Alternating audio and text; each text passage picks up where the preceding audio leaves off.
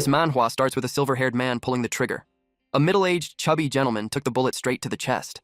His men shouted, calling him Boss Chow, as he collapsed to the ground. One of the guards immediately fired back. The silver-haired man was riddled with bullets across his torso. As he lay in a growing pool of blood, a thought crossed his mind. The fairest rule in the world is that everyone only gets one life. Cao Shu had lived in glory for years, yet in the end, he died at the hands of someone he once saw as a nobody.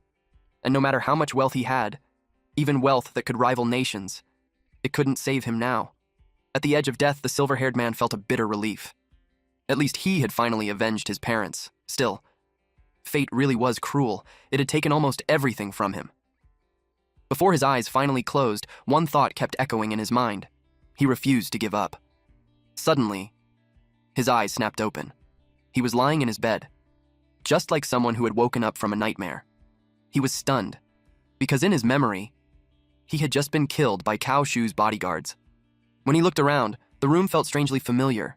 It was the small place he used to live in when he was still a student. That's when a shocking thought hit him. Had he been reborn into the past? He quickly turned on the television. The news was showing a massive announcement. A fully immersive virtual reality game called Conviction had just launched its open beta. The moment he saw the broadcast, his heart pounded. Conviction had only just opened its servers, which meant he really had come back. The silver-haired man's name was Nie Yan. He picked up a picture frame beside his bed. Inside was a photo of him standing with his parents. At this time, his mother and father were doing business at the border, trading a strategic metal called plutonium. The state bought it at prices hundreds of times higher than normal. Because of that, their family earned a massive fortune. Later, his father opened a metal smelting company, and their family quickly rose into wealth. But the good days didn't last. When Nie Yan turned 25, everything collapsed. The Shihong financial group struck. Relatives and business partners his father trusted were bribed by Cao Shu and turned against them. The company suffered devastating losses and eventually went bankrupt. His father took poison and ended his own life. His mother fell ill from the shock and died in grief not long after. But the cruel truth was, Nie Yan himself wasn't innocent either. Growing up in wealth had made him lazy. He wasted his days doing nothing. When everything fell apart, he had no skills, no plan, and no way out. So, in the end, he chose the most extreme path, to die together with Cao Shu. But now, heaven had given him another chance. And this time, Nie Yan swore he would never lose everything again. But what he didn't realize yet, this second life would begin inside the world of Conviction. Conviction is a cross-era holographic game that changes the world. Countless financial groups entered in later years, and Shu's financial group also started its rise from Conviction. Conviction quickly became humanity's second world. In his past life, he was also a level 180-plus great thief. He checked his phone for the date, and it stated July 25th, 2025, which means Conviction had only been open for 7 days. This made him think he still has time. At that moment, the highest level on the game's leaderboard should only be level 5. Possessing the memories of his past life, he's fully capable of catching up to them. He believed that this is his great opportunity to turn the tables from a desperate situation. If he remembers correctly, he still had a bit of savings, enough to buy the lowest level game helmet. He was determined to take revenge on Shu, who caused his family's ruin and death. He puts on his jacket, determined to change all of this. That night, he got the helmet. Although he's already 7 days later than others, but reborn, he will surpass all opponents with the force of a thunderbolt and walk to the pinnacle of Conviction. He puts on the helmet. He entered Conviction and was asked to select his country. Conviction is divided into 3 factions. The lawful Goodlight faction consists of the Greenland Empire and the Saturn Empire. The Greenland Empire is a human nation ruled by a council of elders. The Saturn Empire is a tribal alliance nation composed of dwarves, beastmen, and elves. The lawful Dark faction consists of the Demon Descendant tribe and Undead tribe under a chieftain dictatorship. Lastly, the peace-loving people can also choose the Giant tribe of the lawful Good Neutral faction. In his last life, he chose the Greenland Empire's Wind Thief class. Years of painstaking effort poured in, he knew all of the skills and class quests of the Wind Thief inside out. So, choosing the Wind Thief again will allow him to utilize the greatest advantage of reliving his life. The system detected that he chose the Wind Thief class. With this, he had chosen to be born in the Greenland Empire. The system prompted him to name his character. He chose the name Nie Yan. The naming was successful, and his character was created. He entered the game Greenland Empire, Carol City. His status panel displayed that his class is Thief at level 1. He has 6 strength, 8 agility, 5 defense, 4 intelligence, 80 health points. He was glad that the familiar feeling was back. He decided to add 3 points to strength and 2 points to agility. In his last life, he added points wrongly, wasting a lot of his leveling time. He made sure not to go down the wrong path this time. Carol's teleport point could send players to different cities, towns, and villages. A level 3 arcane mage was loudly selling a top-quality level 0 whiteboard dagger. The dagger had 2 attack points, which was 1 point higher than the beginner dagger. The price? Only 2 copper coins, and he only had 3 left in stock. Nia Yan immediately knew what was going on. In Rocktown, those same whiteboard daggers sold for 1 copper coin, and teleporting there was completely free. In his previous life, he had fallen for the same trick and bought one, only to realize later he had been scammed. But now, with all his memories intact, he knew better. Nearby, a level 3 Imperial Guard Paladin was offering something far more interesting, a stealth skill book for 6 copper coins. Several players gathered around him. They wanted the skill, but the price was simply too high. Even Neon's attention was drawn to it. He walked up and asked the seller how much it cost. The Paladin repeated that each stealth skill book was 6 copper coins. For a thief, stealth was the most powerful early game skill. It was absolutely essential. And Neon also remembered something from his past life. In the Wildcat Monster Zone of Tracktown, there was a hidden chest. The skill hidden inside that chest could drastically speed up leveling. That area was filled with level 5 monsters, and right now most players were only around level 2 or 3, which meant no one should have discovered it yet. Nia Yan calmly told the Paladin to give him the book for free. In return, he would tell him a secret, a method to farm more than a dozen stealth skill books in a single day. The seller immediately told him to scram. No way he was giving away a skill book to some random freeloader. But Nia Yan didn't look bothered. He simply told the man not to rush, because if he guessed correctly, those stealth books were farmed from fallen shamans in Linktown. The Paladin froze. He stared at Nia Yan in shock and demanded to know how he knew that. Nia Yan went one step further. He calmly revealed the exact coordinates. 22385, 21338, 23329. Now the seller was completely stunned. The guy didn't just know the monsters, he even knew the coordinates. For a moment, he began to wonder if this strange level 0 player might actually be telling the truth. What confused him the most was this. How could someone who hadn't even leveled up yet know something so specific? After thinking it over, he decided to take the gamble. It was just 1 stealth book anyway. If the information was real, he could easily farm 3 books a day. He accepted the trade request. The system notified Nia Yan that the player Flying Stone had traded an item with him. The deal was done. Nia Yan told him to go to 22385.21338.23329 and hunt fallen shamans. The location was near the fallen shaman camp, and if he farmed properly, he could get over a dozen stealth skill books a day. Flying Stone was excited and immediately prepared to try it. Before leaving, Nia Yan reminded him of one more thing. Fallen shamans could also drop the Night Owl's perception skill. If he got any extra copies, he should send one to him. Flying Stone nodded quickly. As long as the information was real, he promised he would mail the skill immediately if it dropped. Nia Yan then walked toward the teleportation circle. Now that he had obtained stealth, it was time for the next step. Opening the hidden chests. He arrived at Tracktown. He had learned the skill Stealth. Stealth allowed him to enter a presence-concealing state, making him much harder to detect. However, the higher the enemy's level, the easier it would be for them to sense him. He activated it. He dashed through the streets. No one noticed him. He exited the city and headed straight into the forest. Soon, he reached the Wildcat Zone. There was a level 4 one-eyed wildcat, along with several level 2 cats roaming nearby. The treasure chest was sitting on a tree branch. In Conviction, treasure chests were ranked from white, silver, gold, dark gold, all the way to legendary. The higher the rank, the better the items inside. The items inside each chest were fixed. Once someone looted it, the chest would disappear forever. And just like he remembered, the hidden silver chest in the Wildcat Zone was still there. No one had taken it yet. Even though this was technically a level 5 Wildcat Zone, a level 0 player like him had absolutely no chance of fighting here. But there was one advantage. Even if he died, he wouldn't lose any experience or equipment. He activated stealth again, then dashed forward. His current stealth could only last 2 minutes, and opening a chest also required time, which meant he had to move fast. But suddenly, one of the wildcats sensed something and lunged toward him. He couldn't get too close to them. If he did, they would detect him immediately. He performed a quick somersault, narrowly dodging the attack. Then he landed smoothly on the ground.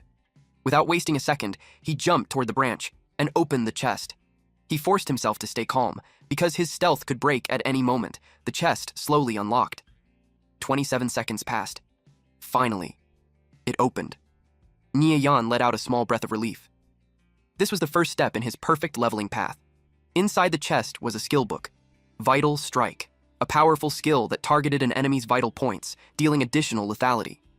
The skill effect was simple, but deadly. When striking a vital point, it dealt 150% damage. Cooldown, 30 seconds. However, the skill was restricted to only 3 classes: Thief, Warrior, and Paladin. Yan confirmed that the contents of the chest were indeed Vital Strike. It was a top-tier thief skill that could be learned at level 0. With this skill, the difficulty of leveling in the early game would be reduced by at least half. He learned Vital Strike. Then, the stealth effect ended. He jumped down from the branch. He greeted the wildcats and even thanked them for guarding the treasure chest for him. In Conviction, dying normally meant losing experience and equipment. But he was currently level 0, wearing only the beginner standard set, so even if he died, it wouldn't hurt him much. The system notified him that he had died. He dropped a pair of beginner standard gauntlets. After that, he was teleported back to the nearest town. Yan chuckled and commented that this free express delivery back to town was actually quite convenient. Then he moved on to the second step of his leveling plan. He dashed across the town. The second step of his plan required 20 copper coins, but every new account only started with 10 copper coins, so he needed to earn some money first. If his memory was correct, there was a hidden quest chain he could trigger here. He first met Hunter Klaus and accepted a quest to collect 20 silver-gray giant rat skulls. Then, he met Farmer Enda and accepted another quest to kill 50 silver-gray giant rats. After that, he went to see pharmacist Orr. Orr had already heard from Klaus and Enda that a young man had accepted their quests. Coincidentally, Orr also needed some medicinal materials. So he asked Yan if he would be willing to collect them for him. At that moment, the hidden quest triggered. Yan knew that this secret could only be unlocked if the first 2 quests were accepted at the same time. And this was something that almost no one else knew. He accepted the hidden quest to collect 21 silver-gray giant rat tails. Then he headed into the forest. Soon he encountered a level 1 silver-gray giant rat with 53/53 HP. Yan activated Vital Strike. The attack landed directly on its weak point. Critical hit. The rat died instantly. He obtained 1 silver-gray giant rat skull and 1 tail. And to his surprise, it even dropped a piece of equipment. It was a pair of tough leather legguards, white quality gear, level 0, defense +4, weight 3 pounds. However, it could only be used by warriors from any faction. Even so, if he threw those legguards into the auction house, they could sell for at least 7 copper coins. More silver-gray giant rats rushed toward him. Yan didn't panic. He simply activated Vital Strike again and again. Each strike instantly ended another monster. Yan fought with complete focus. An hour later, he completed the quests from Hunter Klaus, Farmer Enda, and Pharmacist Orr. He earned 34 copper coins and 3 basic instant recovery potions. The rewards for the hidden quest far exceeded his imagination. He didn't expect it to actually give instant recovery potions. He listed the tough leather legguards in the auction house. After that, he planned to go to the weapons store. At the weapons store, the shopkeeper asked him if there was anything he needed. He proudly said the weapons in his shop were the best in the entire western grassland area. Yan told him he wanted a crossbow usable at level 0, with +3 attack or higher, range 12 or more, and a price under 40 copper coins. The shopkeeper showed him a small rapid-fire machine crossbow. It had a triple shot effect and +5 attack. Although the base firing speed was only 8, the rapid-fire effect pushed the actual firing speed to 15. Its range was 30 yards, and the price was exactly 35 copper coins. The shopkeeper asked Yan what he thought about it. Yan bought it. It also came with 9 quivers of inferior crossbow bolts, with 1,000 arrows in each quiver. After the purchase, he had 44 copper coins deducted. He bought 1 small rapid-fire machine crossbow and 9 quivers of inferior crossbow bolts. The shopkeeper was pleased with the purchase. He told Yan to come again and wished him a safe journey. Now he headed toward the bison monster zone. In Conviction, level suppression is absolute. Every 5 levels is a massive gap in strength. The bison monsters were level 8. Right now, even the top player on the leaderboard couldn't deal with them, let alone the bison leader, which was far stronger. Every leader monster in Conviction was considered a rare monster. But since he had returned through rebirth, Yan had absolute confidence. Even at level 0, he believed he could kill the bison leader despite the level gap. At the bison monster zone, Yan landed on the edge of the cliff. The coordinates were 567.628.192. If he remembered correctly, it should be right here. He found the place. Below him, bison were running across the vast fields. The level 8 bison leader was also there. Its health bar showed 300 over 300. It was the leader grade monster of the bison monster zone, and the distance between them was perfectly within the range of his crossbow. The leader grade monster stood exactly where he wanted it. The small rapid-fire machine crossbow had 5 attack, 8 rate of fire, 30 range, and it also came with a triple shot effect. He fired, and 3 arrows flew toward the bison leader. 2 arrows missed, and 1 arrow landed a vital hit, dealing -1 damage. Its health dropped to 299 over 300. The level gap between Yan and the bison leader was simply too large. Even when he hit, he could only deal 1 point of damage. But that didn't matter. He had brought 9,000 crossbow bolts with him. He planned to grind it to death. He fired again. Once more, 2 arrows missed, and 1 arrow landed a vital hit, dealing -1 damage. Its health dropped to 298 over 300, and the bison leader became furious. It charged toward him. Yan calmly told it to give up. After all, this was a bugged terrain spot that would be confirmed countless times in the future. He fired another volley. The same result, 2 arrows missed and 1 arrow landed a vital hit, dealing -1 damage. He repeated this process countless times. Even after all that, he still had 8,063 bolts left. Then the number slowly dropped to 5,016. 3 hours later, the bison leader's health bar was almost empty. By now, Yan had already used nearly 4,000 arrows, yet the monster still hadn't fallen. The bison leader roared loudly. Yan fired again. Just like before, 2 arrows missed and 1 arrow landed a vital hit, dealing -1 damage, and that final shot finally brought it down. Yan jumped down from the cliff. The system notified him that he had killed the bison leader. Because of the massive level gap, he received a 1,800% bonus and gained 8,290 experience points. His level rose, and he reached level 2. Killing monsters far above his level really gave an enormous amount of experience. It allowed him to jump straight to level 2. He checked the drops. He obtained a bronze-grade dagger. Aside from that, he also received +5 copper coins and +1 horn dagger. Equipment in Conviction is divided into whiteboard, bronze, silver, gold, and legendary grades. Because rare monsters like Leader, Sub-Elite, Elite, and Lord were extremely scarce, only about 1 in 1,000 kills would drop equipment with attributes. That meant every single piece was valuable. Bronze-grade weapons were especially useful. They had about 20% higher attack than ordinary weapons and also came with an additional attribute. Yan remembered that the bison leader should drop level 5 equipment. Even so, the bronze dagger he just got would still sell for at least 3 silver coins, but before selling it, he needed to identify it to see its exact attributes. Just then, the system notified him that his tough leather leg guards had been sold. He received +8 copper coins. At the same time, Flying Stone contacted him. Flying Stone excitedly told him that he had gone to the coordinates Yan mentioned, and it worked. He had already farmed 2 stealth skill books, and his leveling speed had become twice as fast as before. Because of that discovery, Flying Stone felt Yan had taken a loss. After all, he only gave him 1 book, yet the information he received was worth far more. Yan told him not to make a big deal out of it. He simply reminded him that if the Night Owl's perception skill dropped, he should send him a copy. Flying Stone promised he would mail it immediately if it appeared, but he was still curious. How did Yan know about that grinding spot when he was only level 0 earlier? Yan casually explained that he had played another account before, deleted it, and then re-rolled as a thief. Flying Stone immediately believed him. He even assumed Yan's previous character must have been a high-level expert, possibly someone who once ranked near the top of the leaderboard. Then Flying Stone asked another question. Had Yan's previous account ever cleared the Fallen Shaman camp dungeon?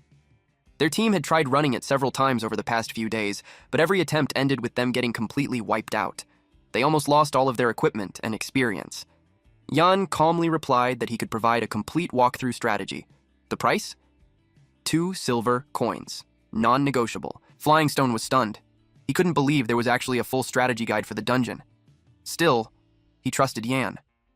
He told him to wait while he went to convince their team captain, and he noted down the price of 2 silver coins. After ending the call, Jan turned his attention back to the dagger. It was time to identify it. Our boy returned to Tracktown. He headed straight to the appraiser. The elf appraiser looked at him and immediately asked what item he wanted to appraise. Jan told her it was a dagger. She told him the identification fee was 10 copper coins. Jan was slightly surprised. Normally, NPC identification fees and conviction were about 5% of the item's recycling price. Still, he handed over the 10 copper coins. The appraiser used her skill. Moments later, the weapon's attributes appeared. It was a bronze-quality horn dagger, level 0, with the following stats: plus 18 attack, plus 5. Strength weight, 1 pound. It could only be used by thieves, but it was usable by any faction. Even Yan was surprised. Counting its base stats, this weapon had almost 10 more attack points than an ordinary dagger. That gap alone was enough to put him in a nearly invincible position in the early game. Yan now had the weapon he needed. He had also learned Vital Strike and Stealth, but there was still one thing he lacked: sustained combat ability. As a thief, players who wanted better endurance in battle usually chose between pharmacy or bandage skills. Health potions and elixirs were extremely useful because they could quickly restore combat power, but they were also very expensive. However, for the reborn Yan, making money was not a problem. Potions could always be bought later. Because of that, learning the combat bandage skill suited him better. At a medicine shop, he bought 2 basic underwater breathing potions. Then, he prioritized learning the combat bandage skill. At Rando Lake, Yan passed by several players who were fighting monsters nearby. Out in the wilderness, disputes between players happened all the time. Things like kill-stealing often led to fights, so he stayed cautious. To reach his destination, he needed to pass through Fisherman Village before entering Rando Lake. Clearing that area normally required at least 1,000 players.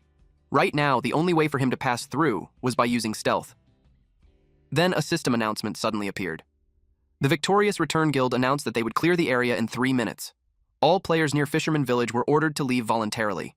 Just like in his previous life, they were still arrogant and domineering, relying on their power to bully solo players. Back then, Jan had even been hunted by them for months. But this time, he planned to settle that score slowly. He activated stealth. He slipped past the monsters without being noticed. Eventually, his stealth effect ended. At that exact moment, a fireball shot toward him. Player Purple Fire had attacked him. The system notified him that he could now exercise legitimate self-defense for 5 minutes. Purple Fire was a level 3 elemental mage. He coldly told Yan that solo players were not allowed here and ordered him to get lost. Yan was slightly surprised to see a member of the Victorious Return Guild. But since the enemy was alone, fighting him wasn't impossible. When fighting a mage, there were only 2 choices: either close the distance immediately or run away. But running away wasn't Yan's style. The casting time for Flame Burst was about 2 seconds, enough time for him to get close. Yan charged forward. His dagger struck Purple Fire in the chest, minus 23 damage. Purple Fire stumbled back. He angrily shouted that this thief must have a death wish. The entire area had already been taken over by the Victorious Return Guild. Then he released Violent Fire Ring. Yan took minus 39 damage. Without hesitation, Yan drank a basic instant recovery potion. Then he calmly told Purple Fire not to think he could escape after letting a thief get close. He struck again. Minus 36 damage. Purple Fire immediately retaliated, swinging his staff covered in flames. He looked down on Yan for only being a level 2 thief. He sneered and told him to think about what he had done after he returned to town. After taking so many of his attacks, Yan shouldn't have much health left. Purple Fire estimated he had maybe 20 HP remaining. Meanwhile, he himself still had 51 HP, which meant one more fireball would be enough to finish this fight. He wanted to show Yan the consequences of daring to oppose the Victorious Return Guild. He began preparing another fireball as Yan charged straight toward him. Yan tightened his grip on the dagger. Then he unleashed Vital Strike. Purple Fire froze in disbelief. How was this possible? Yan was only a level 2 thief, yet he was still alive after taking his fireball. It made him wonder how much health Yan actually had left. Then the answer hit him. It must have been an instant recovery potion. But that raised another question. Yan was just a level 2 solo thief. So where did he get the money to buy potions? Yan calmly told him he could think about those questions after he returned to town. Purple Fire disappeared in a flash of light. His staff dropped to the ground. Yan picked it up. It was a level 0 bronze staff. From his estimate, it could sell for around 10 copper coins. However, Jan knew something else. Players from the victorious Return Guild would probably arrive soon, which meant he needed to leave immediately. And he was right. They appeared soon after, already on high alert. There were enemies near the lake, and Purple Fire had just died there. One of them immediately suggested they chase the culprit. They spotted Jan. One of the players jumped forward. He shouted that running away wouldn't be easy. He swung his sword and used the skill One Strike Sword. But to his surprise, Jan moved incredibly fast and dodged it. While running, Jan drank an underwater breathing potion. The pursuer quickly realized what he was trying to do. Jan wanted to jump into the water and escape. He shouted to his party members to stop him. One of them used Flame Slash. Another activated Charge. They coordinated their attacks. Their strikes nearly hit him, but Jan suddenly accelerated and leapt straight into the lake. The pursuer immediately stopped. None of them had underwater breathing potions. Soon, more members arrived and asked where the culprit had gone. They explained that they failed to catch him because he jumped into the lake and escaped. One of them guessed that Purple Fire had already respawned. He ordered someone to ask Purple Fire for the thief's name. A moment later, they reported back. The thief's name was Ni Yan. Now that he remembered the name, he planned to catch him next time. Meanwhile, Yan was already underwater. He was relieved to finally shake off that group from the victorious Return Guild. Then he saw the treasure chest he had been searching for. He opened it. Inside was the Fisherman Water-Repelling Pearl. It was a special item that came with the skill Underwater Breathing.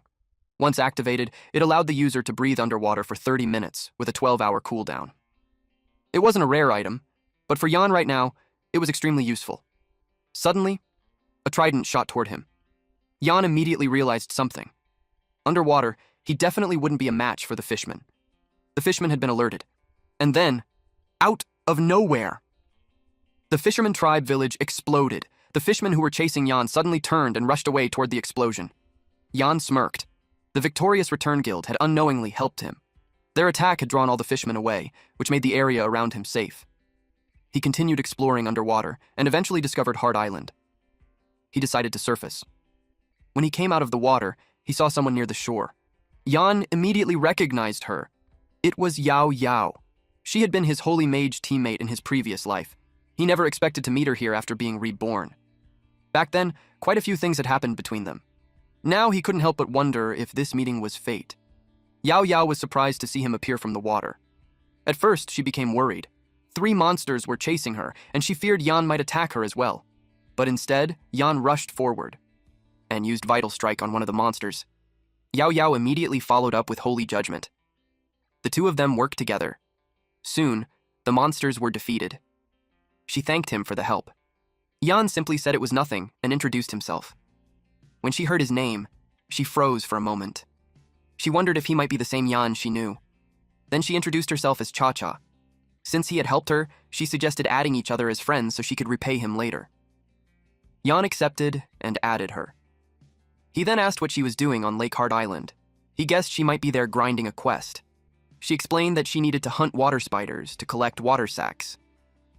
Jan replied that he was also here farming water spiders, but his quest required fine silk. He suggested they team up and grind together. She agreed immediately. In fact, she even gave him some fine silk she had just obtained from the water spiders she killed earlier. The system notified Jan that she had traded 12 items with him. He knew those items were worth around 36 copper coins, but Cha-Cha didn't care about the money. She felt that the experience she lost after dying earlier was worth far more than 36 copper coins. Besides, she didn't even have a quest that required fine silk, so keeping them was pointless. Jan accepted the items gratefully. Suddenly, the water spider leader appeared. The system notified them that they had formed a party. Jan charged forward and used Vital Strike. Cha-Cha supported him with Holy Judgment. Together, they dealt -70 damage.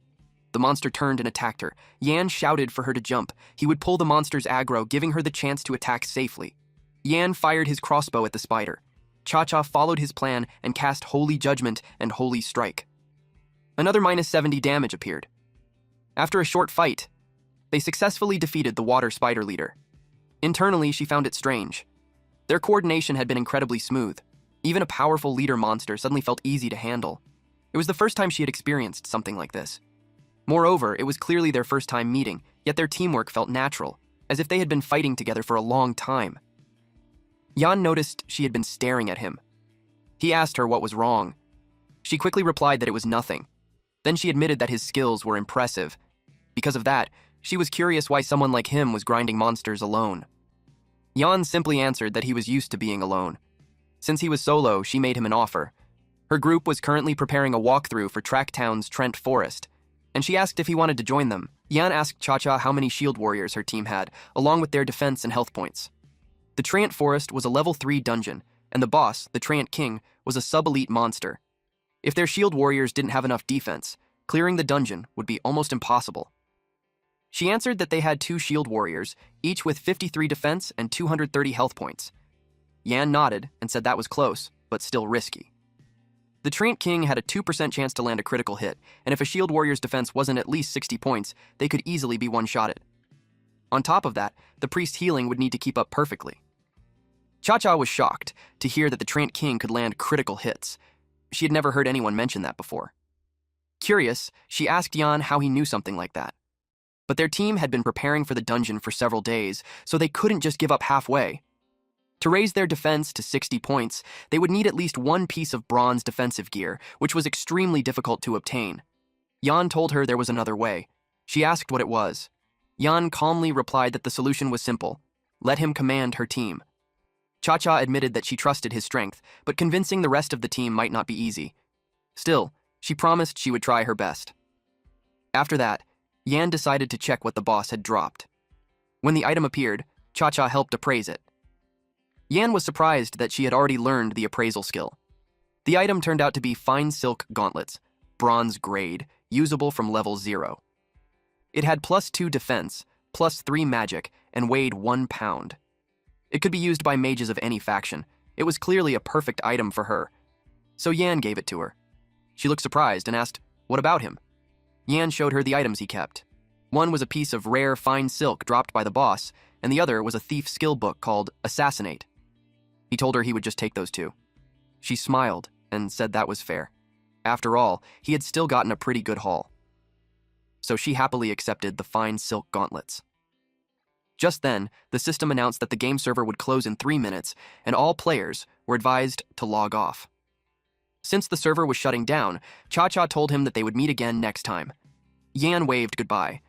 Then he logged off as well. For now, his leveling journey in Conviction had come to an end. Back to reality. Our boy removed the helmet. It was already morning of the 2nd day.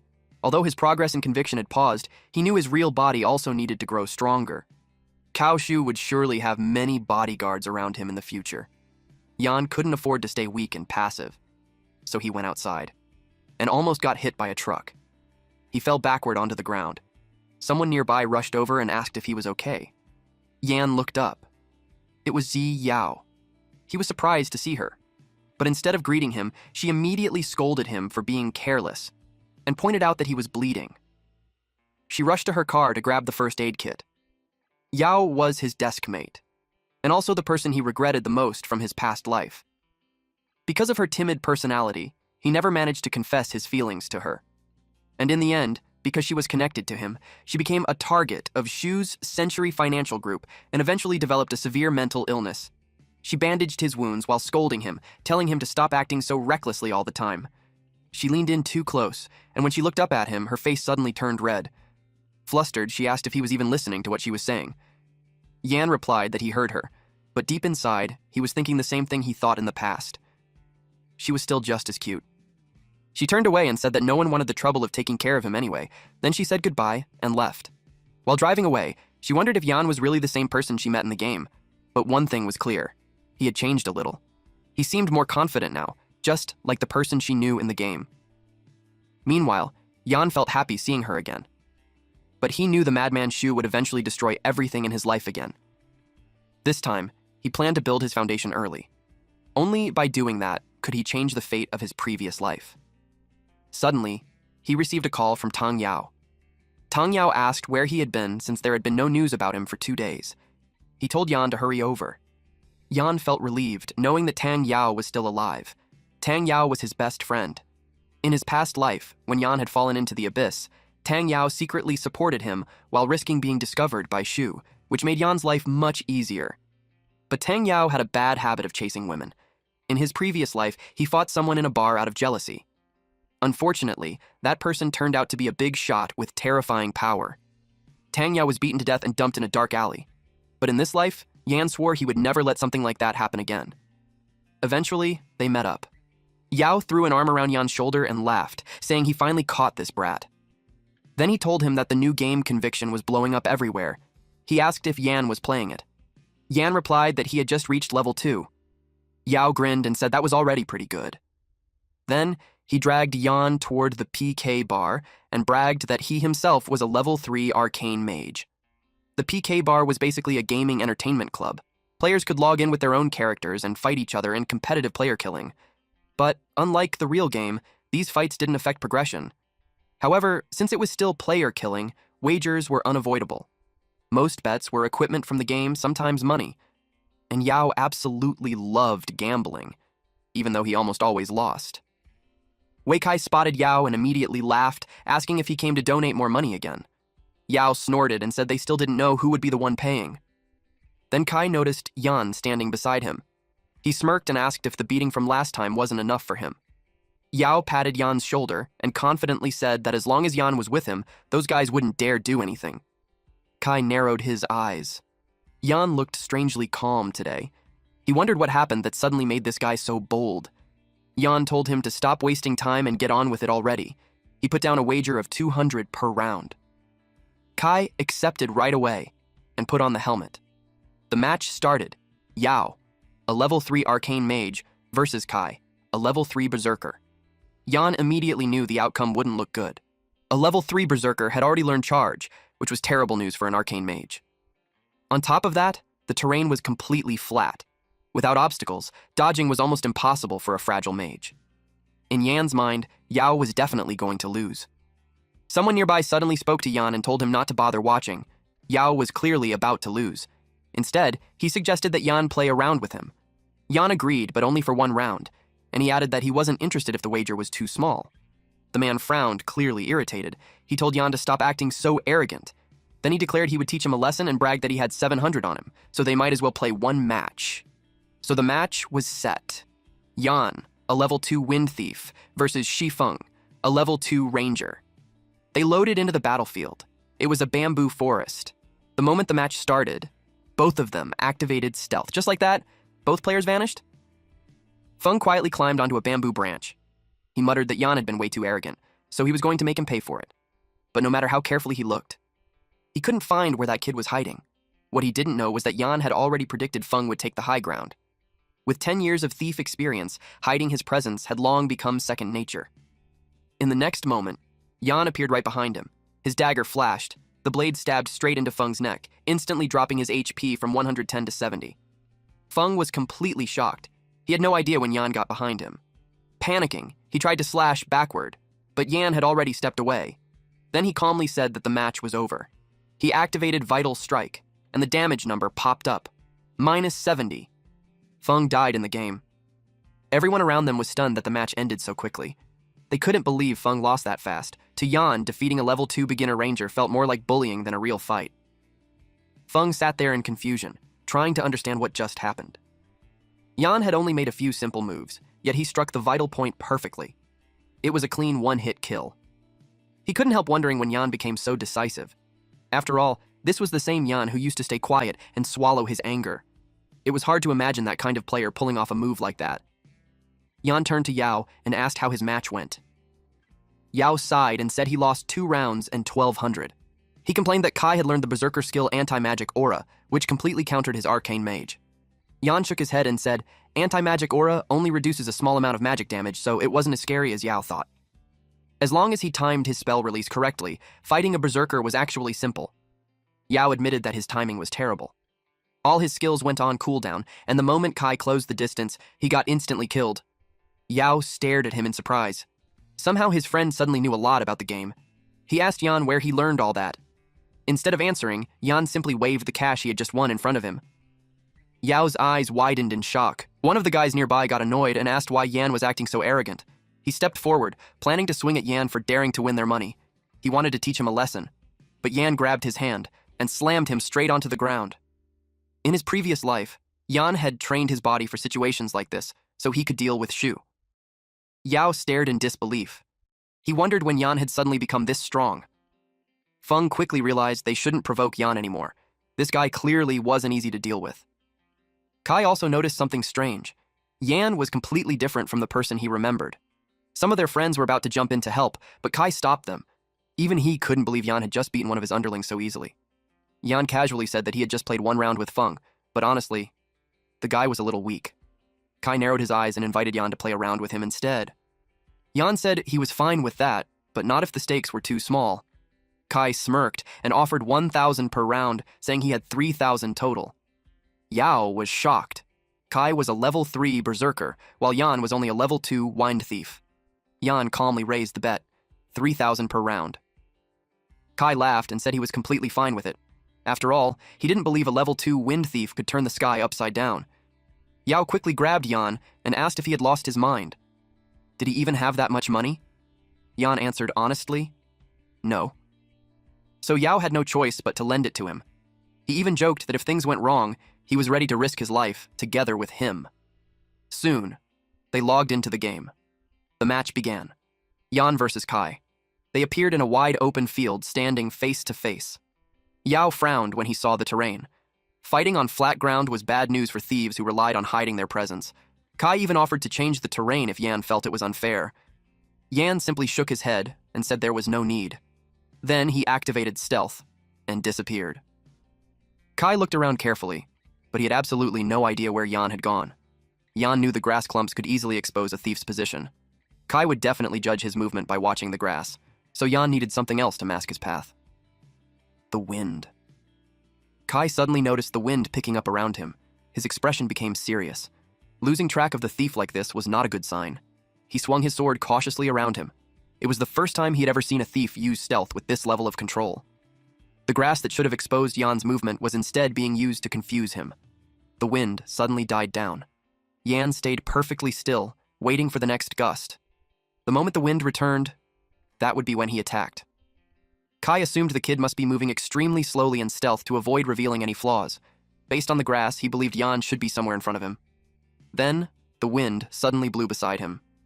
Before he could react, a sharp strike landed on the back of his neck. His HP dropped from 165 to 130. Kai spun around and wildly swung his massive sword. He couldn't believe the brat had slipped behind him. He immediately unleashed Whirlwind Slash. But Yan already knew something important. After equipping a greatsword and using Whirlwind Slash, there would always be a backswing animation of about 1 second. And that single second was the key to winning. But this dum-dum didn't hit anything. He missed. Yan seized the perfect timing and activated Vital Strike. Everyone watching the match gasped in shock. The damage number popped up, -96. Kai's HP instantly dropped to 34 out of 165. Furious, he retaliated with Flame Slash. His giant sword burst into flames as he lunged forward at Yan, roaring for him to die. Yao shouted at Yan to dodge. Fast. Yan already saw it coming. Kai was about to use Flame Slash to push him back and reset the distance. But as a thief, close range was his advantage. His health bar was still in a good spot. Even if he tanks the hit, he cannot afford to lose this distance. -56 damage. Kai's face darkened.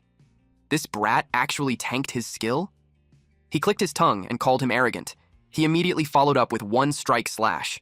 The blade landed again, and right after, he lunged forward. Yao's face turned pale. Charge. It has a brief stun. If Yan gets caught, it's over. One of Kai's men mocked him, saying Yan was just pretending to be a big shot, taking hits like it was all for show. Then they froze. Yan dodged it, at point-blank range. Charge had reach, but not longer than a dagger. And the moment Yan saw the opening, he already knew. This was it. He slashed. Blood burst from Kai's neck. The force sent him flying backward. Kai's HP dropped to 0. Just as Yan expected, he still got clipped by the charge, but he struck first. -40 damage. It didn't matter. The system announced the result. Yan wins. No one could believe it. A level 2. Just defeated a level 3 berserker. Kai's underlings were completely stunned. How did this brat know the exact range of a berserker's skills? How did he read everything so perfectly? Kai himself couldn't accept it. He lost. Yao rushed over, hyping him up for beating someone above his level, but Yan just brushed it off and said it was a fluke. Yao wasn't convinced. If anything, this proved Yan knew way too much about conviction. So he immediately asked him to teach him how to play an arcane mage. Yan agreed without hesitation. Then Kai and his group walked over. Yao tensed, asking what was wrong, hoping he wouldn't go back on his word. But Kai simply admitted defeat. Clean. He said he yields, and if they ever have time, they can drop by his bar. Then they left. One of his men asked why he was being so polite to Yan. Kai said, "You don't just look at the present, you look at the future. That kid has changed a lot, and he might skyrocket soon. Better not make him an enemy." Yan told Yao they should head out too. He made some good money today, so he'll treat him. As for the arcane mage lessons, they'll handle that tonight in-game. Night fell. Yan started working out. His body was in great shape. Even he had to admit, having a young body like this felt way too good. After finishing, it was time to log into Conviction. As agreed, he still had to run the Trent Forest with Cha-Cha's team. He put on his helmet and entered the game. He appeared back inside Conviction. Notifications popped up immediately. Player Z had sent a friend request, and player Flying Stone had deposited 1 silver coin into his storage, saying the walkthrough Yan gave actually worked. They had already cleared the Fallen Shaman camp, and the remaining coin was left for him. He also asked if Yan had a guide for the Ogmat Muddy Swamp, since he urgently needed it. Yan accepted Z's request, since that was Yao. And since he was already here, he decided to bring him along for the Trent Forest run. As for the Ogmat Muddy Swamp guide, he couldn't keep selling walkthroughs non-stop. That would raise suspicion. Better to wait until they fail a few times, then sell it at a higher price. After handling that, Yan turned to something else, a hidden quest. Nearby, he spotted a man fishing. When he approached, he recognized him. Physician Blevins. The moment he got close, the hidden quest triggered. Blevins asked how many fine silks he had collected. Yan handed over 30. Blevins thanked him for his generosity. As a reward, he gave him 30 pieces of silk back and offered to teach him a skill. The system prompted him, "Learn Intermediate Combat Bandage." This was exactly what Yan came for. He accepted it. With Intermediate Combat Bandage, he could craft and use better bandages. Each one costs 10 silk and restores 20 HP. The cast takes 10 seconds, but can be interrupted after 3. It can even be used on teammates. With that, the hidden quest, Physician Blevins' commission, was now 20% complete. Yan frowned. Only 20%? He thought turning in the silk would finish it. Then it clicked. This was probably a chain quest. Blevins confirmed it. 30 silks weren't enough. He needed more. He asked Yan to gather additional fine silk. Then a message popped up. Cha-Cha. She said the team was ready and told him to hurry. Yan replied that he was on the way. As for the chain quest and leading Cha-Cha's team through Trent Forest, both required precision. So before anything else, he decided to farm the Featherfall Jewel inside the forest. At the Tracktown teleportation point, Z was already waiting. Yan had promised to carry him through a dungeon, and he was starting to wonder where he was. Right then, Yan appeared. He told Z to follow. He'd take him to farm the Trent King. Then another group arrived. Cha-Cha waved at Yan. Standing beside her was Yulan. Z's eyes lit up the moment he saw them. 2 beauties. Not bad at all. He nudged Yan, asking when he met them. Cha-Cha cut in, saying she had put in a lot of effort to convince Lan to join. So Yan better not embarrass them. Chen Bo, a wind thief, didn't look pleased. Yulan greeted Yan. She asked if he was the wind thief Cha-Cha mentioned, the one who could lead them through Trent Forest. In her mind, she sized him up. Calm, steady, not rushed. He had the air of someone experienced. Yan answered simply. He was 100% confident in clearing the dungeon, but before they start, he wanted to make one thing clear. He would be the team captain, and everyone had to follow his commands. The group didn't like that. Chenbo immediately questioned him. Why should they listen to him? What if he didn't actually know anything and got them all wiped? Lan scolded Bo, reminding him they had already agreed on this beforehand. She asked what stunt he was trying to pull now. Bo couldn't believe she was speaking up for an outsider. She apologized to Yan on his behalf and told him to go ahead and create the team. She would have everyone join him. Since that was settled, Yan made it clear she must follow his commands without exception. If anyone had complaints, they could settle it with him afterward. If they didn't like it, they were free to leave. But if anyone tried anything during the run or caused a wipe, he wouldn't hold back. He created the team. Lan, Cha-Cha, BZ, and Mineral Water joined. Lan declared that from this point on, Yan's orders were also her orders. Anyone who tried to play tricks behind the scenes would no longer have a place in her team. Bo joined with a dark expression. Yan stated their goal, clearing the Trent Forest dungeon.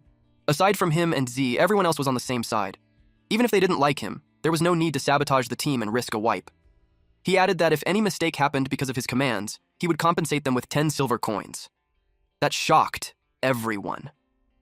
Lan leaned toward Cha-Cha and quietly asked where she found this guy. His confidence and boldness made her think, maybe they really could clear it. Cha-Cha just smiled and said Yan could definitely do it. Yan then had everyone introduce themselves along with their stats. He started with the Shield Warriors. Boiled Water went first. Shield Warrior. 61 defense, 230 HP, 27 attack. Main tank. Next was Boiling Water Dumplings, also called Dumplings, another Shield Warrior. 51 defense, 160 HP, 28 attack. Then Blazing Flame, a fire mage with 32 magic damage. Then Pumpkin, and the rest followed. After that, Yan gave his first commands. Boiled Water was to buy a haste potion. Pumpkin was to get a strength potion. They were stunned. Those potions weren't cheap. They cost dozens of copper coins each. Some of them hesitated, saying the expense was too high. Even if they cleared Trent Forest, there was no guarantee they'd earn it back. Bo sneered. He thought Yan actually had some skill, but this? Buying that many potions? Even as leader, there's no way he could clear the dungeon like this. Z fired back immediately. He said Bo talked too much nonsense. It just sounded like he couldn't afford the potions. If he didn't have money, he could lend him some. Bo snapped, asking what he meant. Z answered plainly. He meant him. Cha-Cha clicked her tongue. She asked Yan if clearing normal difficulty, Trent Forest really needed this many potions. She also worried they might not make the money back. Yan simply said she would understand soon enough. Having them buy potions was definitely not a waste, because what he was planning to clear wasn't normal difficulty.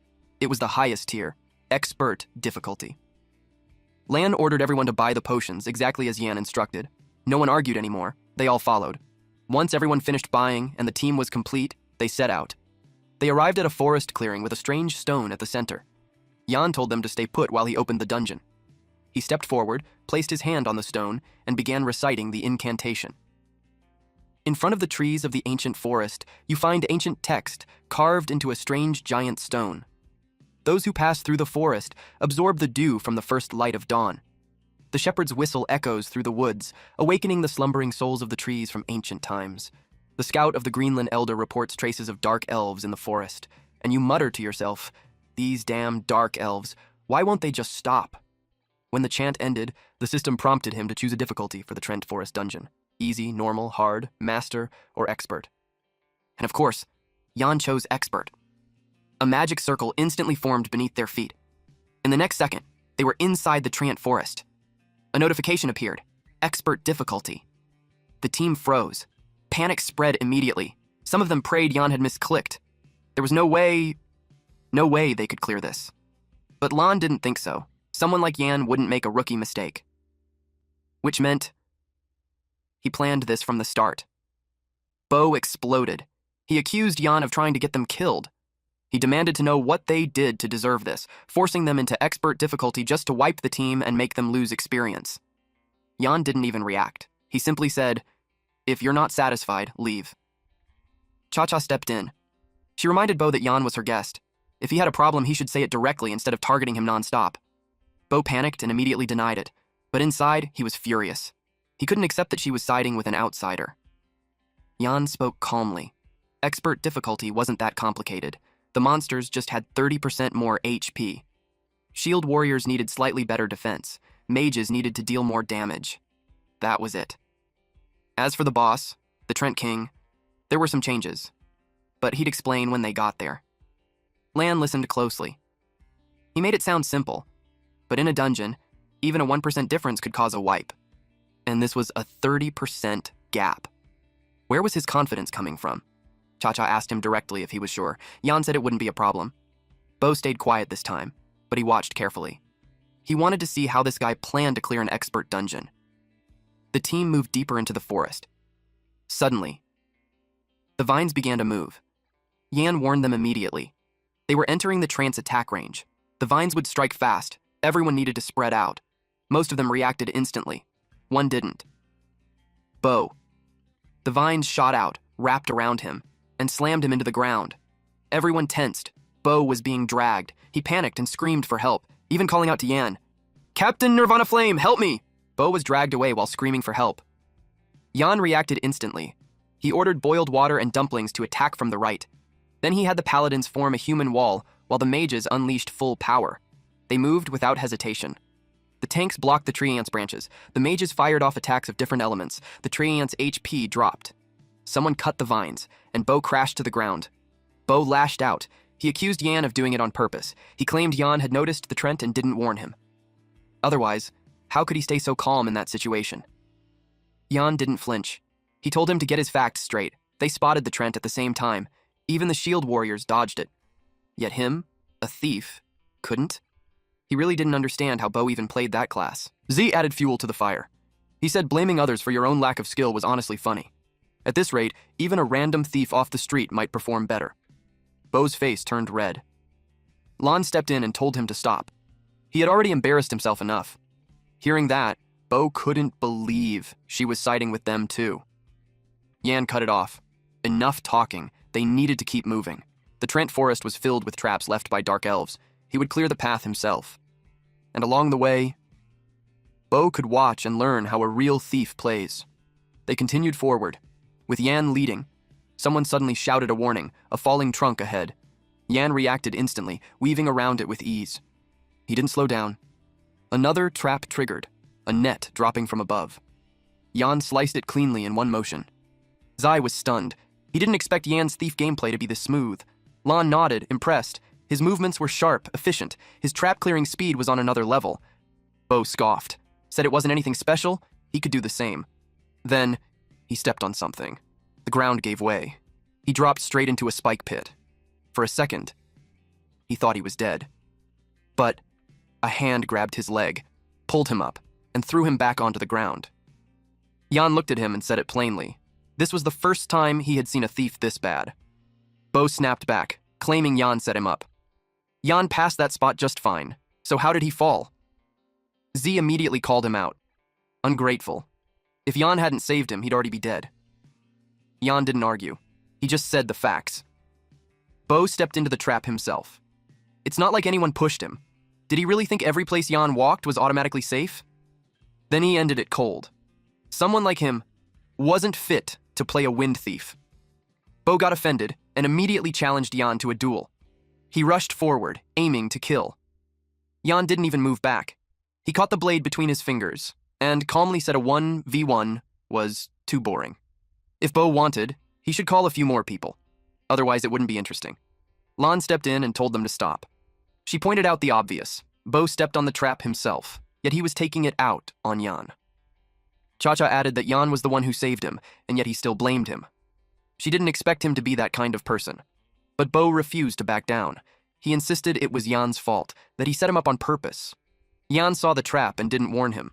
They were teammates, yet they sided with an outsider. Boiled water cut in and told him to stop.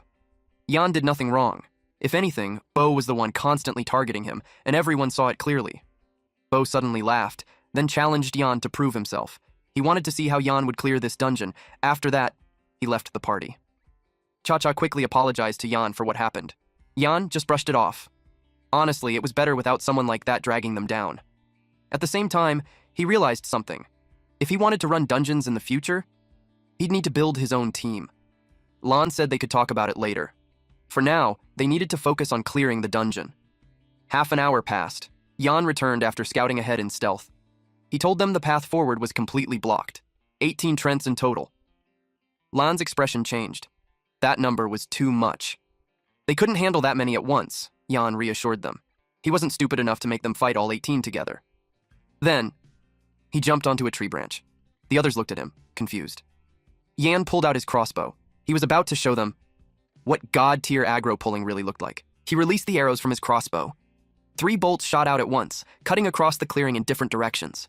The party froze, confused. Some thought his hand slipped. Boiled water tensed, worried this would alert all the Trents and get them wiped. Then, Yan spoke, calm and precise. He told Boiled Water to block at 289.288.212. The arrows struck. Several Trents reacted at once, -11 damage. Lan's eyes widened. This wasn't random. Using a triple-shot hand crossbow to hit 3 separate points and control aggro like this, it was a technique she had only heard about. Something almost mythical. She turned to Cha-Cha, stunned. Where did she even find this guy? 18 treants were packed tightly together. Hit one wrong, and the entire group would swarm. But Yan not only found the perfect angle, he split their aggro cleanly. This level of precision required insane eyesight and control. Even top-ranked thieves would struggle to pull this off.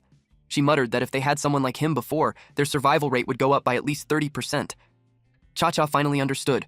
This guy wasn't just good. He was on another level. Meanwhile, the Trents surged forward. Yan gave orders instantly. Boiled water would take one. Just hold steady, keep his center of gravity, and the Trent wouldn't break through. Everyone else would follow and focus fire the remaining target. The team moved. Boiled water braced himself and blocked. And just like Yan said, it worked. Lan called out for him to hold on. Their side was already done. They were heading over. The mages cast together. Spells flew out, and the incoming vines were cut apart midair. The Trents collapsed. Then, something dropped. Equipment. Mage bronze grade gauntlets. They were stunned. This was expert difficulty, and just 2 Trents already dropped gear. Back when they ran easy mode, they didn't even see a single drop. Cha-Cha turned to Yan, still amazed. How did he do all this? It was insane. Yan kept it simple. Just like he said, he would lead them to clear expert difficulty. Now they just had to repeat this method and wipe every Trent in the forest. Another arrow flew out. It hit a Trent. It roared in anger. Yan didn't stop. He led the team forward, step by step, tearing through the dungeon. 20 minutes later, the team was resting. They sat in a circle, with all the loot piled in the center. One of them said he didn't expect expert difficulty to be this rewarding. They had only cleared a group of Trents, yet so much equipment had dropped. While they were distracted, something moved behind them. Yan already sensed it. He told them this was only the beginning. The rewards in expert-grade Trent Forest were far greater than this. He told them to rest well. Once they were done, they would keep moving. Soon, they reached a crossroads. Yan told them to go west. Lan frowned. West was a dead end. They should be heading east. But Yan simply told her to trust him. He wouldn't let her lose out. What she didn't know was that this branching storyline was deeply hidden. At this point in the game, no one in Conviction had discovered it yet. They moved forward. Along the way, they heard the sound of a flute. Yan's eyes sharpened. That was who he was looking for. The Trant herder, Ian Pat, an old man, known as the Guardian of the Forest. In the past, under his care, humans and Trants coexisted peacefully. But something changed. Dark cultists appeared. The Trants broke free from control and began slaughtering humans. The Greenland Council decided to step in and eliminate the Trent King. That was the main storyline of the dungeon. The old man noticed them and immediately warned them to leave. This place was dangerous. The Trents would kill any human on sight. And once night fell, under the moonlight, their strength would grow even more terrifying. Yan stepped forward and greeted him. He said they came to wipe out the Trents and bring justice. Ian Pat snapped. He told them to stop. The ones who deserved death weren't the Trents. It was those vile creatures hiding underground. They were the ones who deserved divine punishment. His voice trembled with anger. Those dark elves. They stole his flute and hid in the shadows, mocking everything. Lan whispered, surprised. Was this a hidden storyline? How did Yan even find this NPC? She asked Cha-Cha who exactly she brought with her. Cha-Cha had no answer. Z on the side was just as shocked. Since when did Yan become this insane? Without triggering this quest, they wouldn't be able to defeat the expert-grade Trent King. Yan answered calmly. He said he had already noticed those creatures the moment he entered the forest. He prayed that the holy light would cleanse them. Ian Pat's eyes lit up. This adventurer could actually sense them? He quickly explained. 2 dark elves stole his flute. That was the root of everything. Without it, the forest fell into chaos. He handed Yan a special item. Dust of Appearance. 3 uses. A consumable that reveals all hidden enemies within a 30-yard radius for 20 seconds. He told Yan to find them, kill them, and retrieve his flute.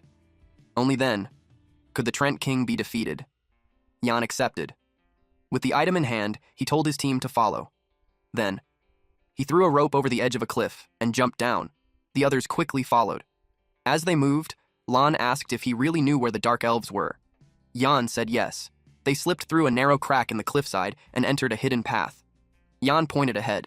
They were there. This time they would trap them like turtles in a jar and take both of them down. Cha-Cha asked how he even knew they were there. Yan answered simply. They had been following them from the very beginning. A chill ran down her spine. She looked around. Nothing. But Yan, could already feel them getting closer. Yan explained that the two dark elves were extremely cautious. If they didn't finish this in one move, they'd escape, and catching them again would be almost impossible. The elves stayed hidden, silently tailing them, waiting, until they took the bait. Yan threw the dust of appearance. The hidden figures were instantly revealed. The dark elves panicked. They turned and tried to escape. But Boiled Water and Z were already there, blocking the exit. The elves had no choice. They attacked. Boiled Water held his ground and blocked the strike. Z raised his hand, fire gathering fast. A fireball shot out. It hit one of the dark elves directly. Lan and the others rushed in to support. Yan gave the order, finish them. The flute was on their bodies. He engaged one of them head on. The elf lunged, claws flashing. Yan stepped in and struck back, a clean, vital hit, -50. Then, Lan followed up. One clean swing, and the elf's arm was severed. The dark elf dropped, dead. Yan exhaled. He picked up the flute. With this, clearing the Trant forest would become easier. Ian Pat's flute could be used by anyone level 0 and above. When activated, it instilled fear in Trent-type creatures, reducing their stats by 50%, while increasing users' HP by 300. However, it only worked inside the Trent Forest dungeon. Then Cha-Cha called out to him. She found something else, a letter. When Yan picked it up, a new prompt appeared, a hidden branch quest. Deliver the secret letter to General Veratran and warn him about the Drow tribe's counterattack. She asked what was written on it since she couldn't fully read the text. Yan said it was part of a branching storyline. Once they cleared the Trent Forest, they just needed to return to the city to turn it in. Everyone was excited by the unexpected reward. Now, they were even more eager to finish the dungeon. Yan handed the flute to Boiled Water, since he was the team's main tank. Boiled Water was shocked. His HP jumped by +300. With this, even facing the Trent King head-on didn't feel as scary anymore. They moved out again. Z couldn't hide his admiration. Back when they entered the forest, some of the team still doubted Yan, but now their attitude had completely changed. He felt proud. Soon, the forest turned chaotic. They engaged the Trents together. The massive trunks crashed down one after another.